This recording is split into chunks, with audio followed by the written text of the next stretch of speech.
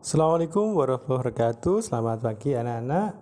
Pada kesempatan pagi hari ini kita akan membahas sistem dan dinamika demokrasi di Indonesia. Buatlah 5 pertanyaan mengenai gambar di atas berkaitan dengan sistem dan dinamika demokrasi di Indonesia. Makna demokrasi. Demokrasi berarti kekuasaan di tangan rakyat atau yang lebih kita kenal sebagai pemerintahan dari rakyat, oleh rakyat, dan untuk rakyat. Negara demokrasi dimaknai sebagai negara yang menganut bentuk atau mekanisme sistem pemerintahan dan mewujudkan kedaulatan rakyat atau kekuasaan warga negara atas negara. Ciri-ciri pokok berjalannya proses demokrasi di suatu negara adalah sebagai berikut. 1. Pemerintah menjalankan kehendak dan kepentingan rakyat. 2. Adanya pemisahan dan pembagian kekuasaan pemerintah. 3. Adanya mekanisme tanggung jawab dari pemerintah.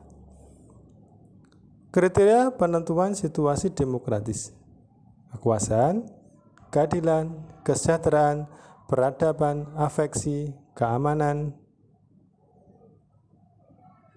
Berdasarkan cara menyampaikan pendapat, demokrasi dapat dibedakan sebagai berikut.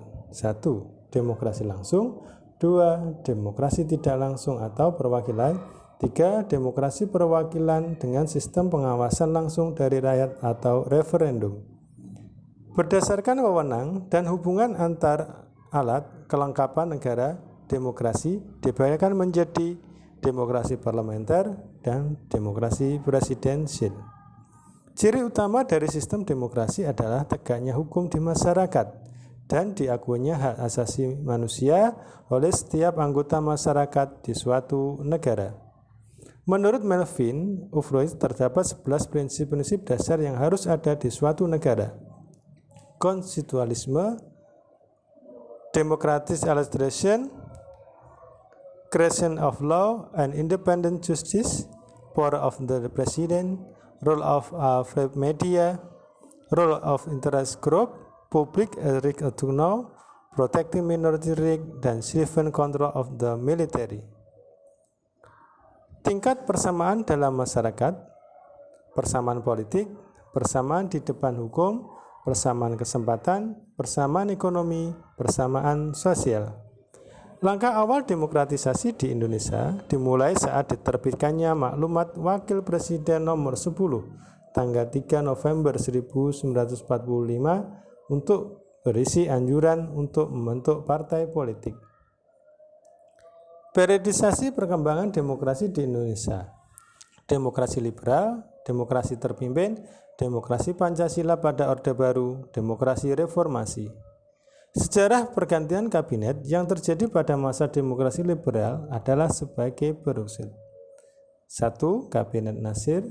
2. Kabinet Sukiman Suwiryo. 3. Kabinet Wilopo. 4. Kabinet Ali atau Kabinet Ali Wongso. 5. Kabinet Bahanuddin Harahap dari Masumi. 6. Kabinet Ali II. Kabinet Juanda. Pada masa demokrasi terpimpin, Dekret Presiden tahun 1959 menyatakan Undang-Undang Dasar sementara 1950 tidak berlaku lagi dan memperlakukan kembali Undang-Undang Dasar Negara Republik Indonesia tahun 1945. Orde Baru berkeinginan melaksanakan Pancasila dan Undang-Undang Dasar Negara Republik Indonesia tahun 1945 secara murni dan konsekuen sebagai kritik terhadap Orde Lama yang dianggap telah menyimpang dari Pancasila. Dan demikian, sistem politik ini diberi nama demokrasi Pancasila. Untuk pertama kalinya tahun 2004, bangsa Indonesia melaksanakan pemilihan presiden dan wakil presiden secara langsung oleh rakyat. Pemilu diikuti oleh 24 partai politik. Perilaku yang mendukung tegaknya nilai-nilai demokrasi antara lain sebagai berikut. 1. Menjunjung tinggi persamaan. 2. Menjaga keseimbangan antar hak dan kewajiban. 3. Membudayakan sikap bijak dan adil. 4. Membiasakan musyawarah dan mufakat dalam mengambil keputusan. 5. Mengutamakan persatuan dan kesatuan nasional. Dalam kehidupan keluarga, setiap anggota keluarga mempunyai hak dan kewajiban yang sama. Hak dan kewajiban ini hendaknya dihormati oleh setiap anggota keluarga. Dalam kehidupan bermasyarakat sangat diperlukan kerjasama untuk menciptakan kesejahteraan bersama.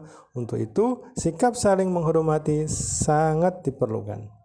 Penerapan budaya demokrasi di lingkungan sekolah dapat diwujudkan dengan menerima perbedaan dan menghargai pendapat orang lain. Demikian anak-anak, semoga bermanfaat. Assalamualaikum warahmatullahi wabarakatuh.